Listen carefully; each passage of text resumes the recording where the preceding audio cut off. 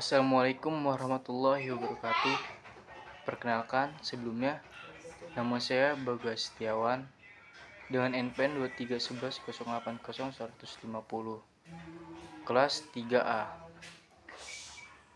Di sini saya akan buat suatu video presentasi yang berjudul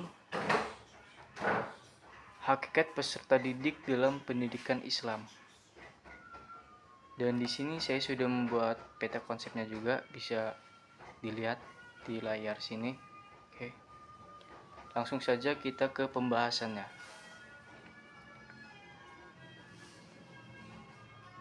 Pengertian peserta didik. Peserta didik adalah peserta. Perlu kita ketahui bahwa pendidik merupakan suatu bimbingan atau pertolongan secara sadar yang diberikan oleh seorang pendidik kepada peserta didik. Secara umum, peserta didik adalah individu yang sedang tumbuh dan berkembang baik secara fisik maupun psikis. Untuk mencapai tujuan pendidikannya melalui lembaga pendidikan, peserta didik pada dasarnya merupakan manusia yang sedang dalam masa pertumbuhan dan perkembangan yang memerlukan bantuan dari orang lain atau orang dewasa untuk menjalani pertumbuhan dan perkembangan tersebut. Dalam falsafat pendidikan Islam, semuanya makhluk ada peserta didik. Nah, ringkasnya kalau bisa saya ringkas yaitu peserta didik adalah anggota masyarakat yang berusaha mengembangkan potensi diri atau skill melalui proses pembelajaran yang tersedia pada jalur jenjang tertentu. Jadi kok pendidikan itu dia bertujuannya untuk potensi atau mengasah skill murid tertentu. Jadi dengan belajar dia bisa mengeluarkan potensi dia atau skill dia. Dan di sini ada contoh atau jenis-jenis pendidikan tertentu, yaitu ada pendidikan umum, ada kejuruan, pendidikan akademi, dan profesi. Jadi jenis-jenis pendidikan itu berbeda-beda. Nah, terus kita masuk ke hakikat peserta didik. Dalam perspektif filsafat pendidikan Islam, peserta didik adalah seluruh insan yang dalam proses perkembangan ke arah yang lebih baik dalam unsur jasmani, rohani, dan keutamaan lainnya. Seperti hal anak yang masih kecil yang belum pandai berbuat apa-apa, lalu kemudian secara perlahan diajarkan beberapa hal seperti merangkak, berjalan, dan lain-lain, sehingga anak tersebut mampu mengajarkan semua hal ini. Itu dari Ar-Rasyid tahun 2008. Begitu juga peserta didik melalui pembelajaran ta'lim, tarbiyah, ta'dib, dan lain sebagainya. Peserta didik diajarkan agar memiliki pemikiran yang rasional, logis, dan dapat bertanggung jawab, sehingga dia dapat membedakan hal-hal yang baik dan hal-hal buruk. Jadi ketika dia belajar di suatu kejuruan, jadi dia bisa mengasah atau bisa melihat, wah ini baik atau buruk bagi dia nih. Jadi dengan kita mendidik, insya Allah kedepannya lebih baik lagi. Itu sederhananya ginilah, perkembangan yang dimaksud adalah ketika peserta didik mencapai tingkat terbaik dalam kemampuannya, seperti melakukan aktivitas fisik, bergerak, berpindah, dan lain-lain. Aktivitas rohani seperti berpikir, menalar, mensucikan diri, dan berrelaksasi atau bersemedi. Memaik kebenaran. Untuk mengkaji hakikat dan peserta didik, terlebih dahulu harus mengetahui hakikat manusia. Manusia lahir membawa cipta, rasa, karsa, dan cipta adalah kemampuan spiritual yang secara khusus mempersoalkan nilai kebenaran. Rasa adalah kemampuan spiritual yang secara khusus mempersoalkan nilai keindahan. Sedangkan karsa adalah kemampuan spiritual yang mempersoalkan nilai juga. Kebaikan tanpa adanya pemahaman semacam ini akan berakibat fatal, seperti perumpamaan manusia yang hanya dipandang sebagai makhluk biologi saja. Maka sasaran pengembangan hanya akan bertumpu pada aspek fisik, aspek-aspek yang lainnya ditinggalkan. Dari uraian di atas maka dapat diambil pembahasan mengenai hakikat peserta didik, yaitu ada peserta didik bukan merupakan miniatur orang dewasa, akan tapi memiliki dunia sendiri. 2. Peserta didik adalah manusia yang memiliki perbedaan periode.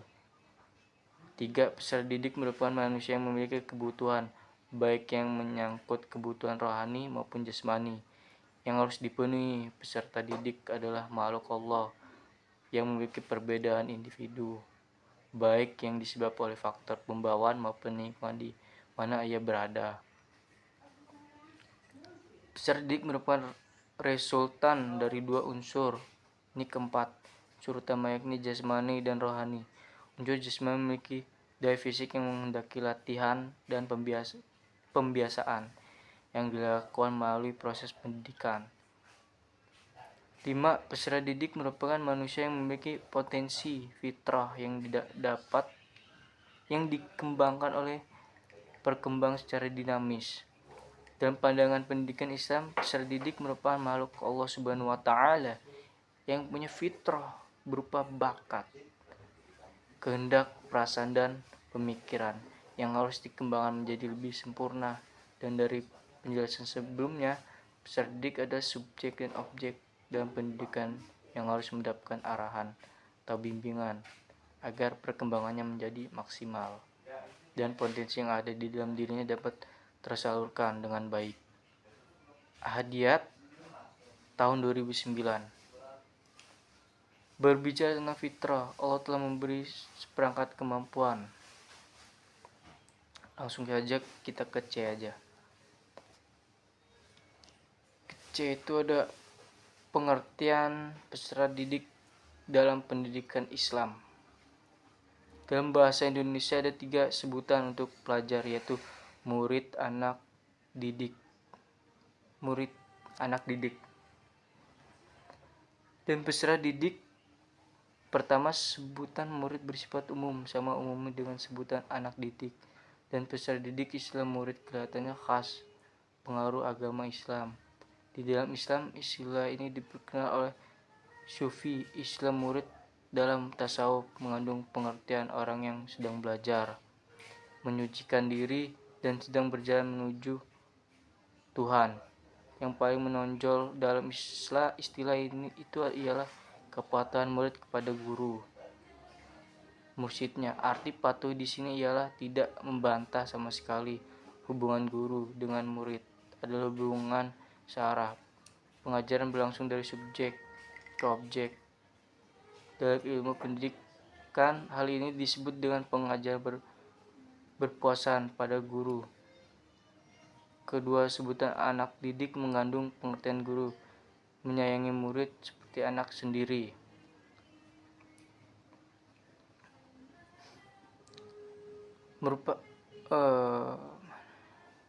Faktor kasih sayang guru terhadap anak didik dianggap salah satu kunci keberhasilan pendidikan. Dalam sebutan anak didik masih berpusat pada guru. Ketiga, sebutan peserta didik adalah sebutan yang paling paling muktahir. Istilah ini menekankan pentingnya murid berpartisipasi dalam proses pembelajaran. Dalam sebutan ini, aktivitas pelajar dalam proses pendidikan dianggap salah satu kata kunci. Menurut perspektif Undang-Undang Sistem Pendidikan Nasional Nomor 20 Tahun 2003 pada Pasal 1 Ayat 4, peserta didik diartikan sebagai anggota masyarakat yang bersuara mengembangkan dirinya melalui proses pendidikan pada jalur jenjang dan jenis pendidikan tertentu.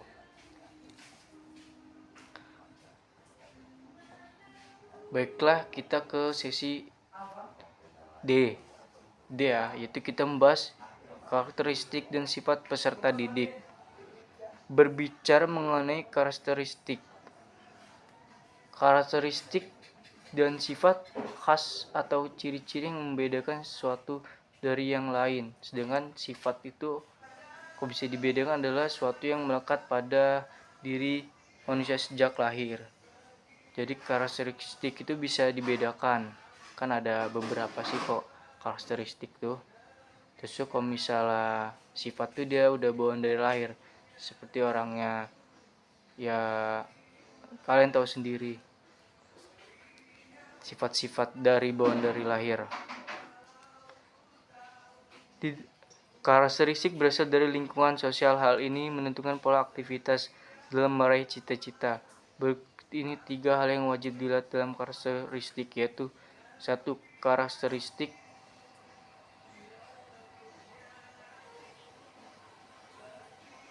berkaitan dengan kemampuan seperti intelektual, berpikir, dan psikis. 2. Karakteristik berkaitan dengan lingkungan, latar belakang, dan status sosial sekitar.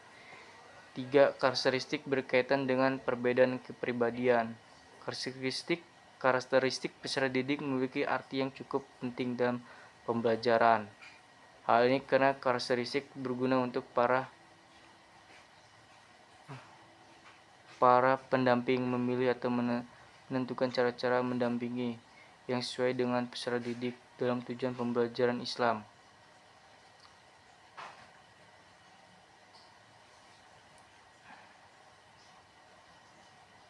Islam belajar termasuk ke dalam berikut ciri-ciri peserta didik yang telah memiliki karakteristik yang baik, yaitu 1. Ada peserta didik memiliki budi pekerti yang baik, berhati bersih, dan terhindar dari sifat yang buruk. Terus 2. Peserta didik fokus kepada pembelajaran keilmuan, dalam arti mengurangi hal-hal yang tidak berbau keilmuan. 3. Peserta didik bersikap baik, sopan, rendah hati, dan tawadu.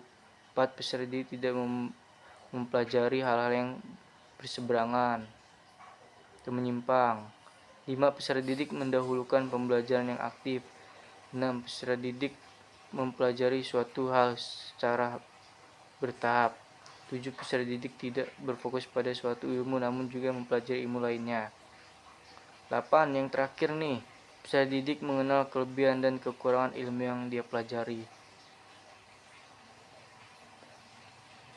Terus tuh kita langsung ke terakhir tuh ada itu unsur-unsur peserta didik.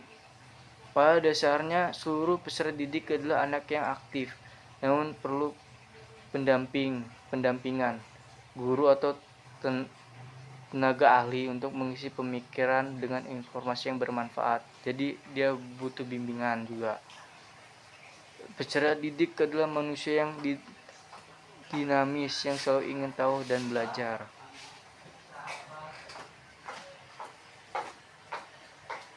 Pada dasarnya juga seluruh peserta didik adalah anak yang aktif, namun perlu pendampingan guru atau tenaga ahli untuk mengisi pemikiran informasi peserta didik.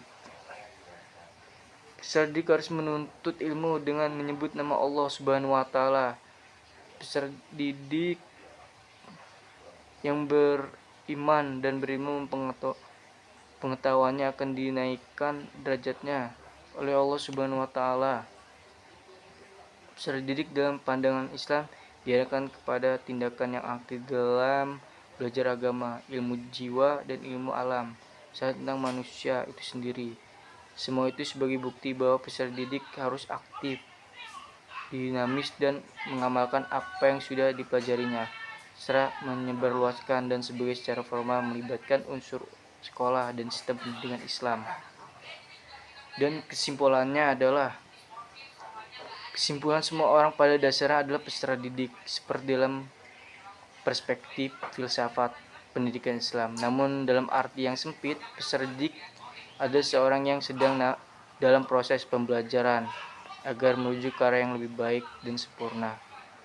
Peserta didik terdiri dari unsur jasmani atau fisik, dan unsur rohani atau batin. Inti dari semua pembelajaran adalah untuk mengarahkan peserta didik baik dari jasmani, fisikal, dan rohani agar menjadi lebih baik dan menjadi sempurna sesuai dengan tujuan pembelajaran yang ditentukan. Jadi sekianlah presentasi dari saya, pemaparan tentang hakikat peserta didik dalam Islam.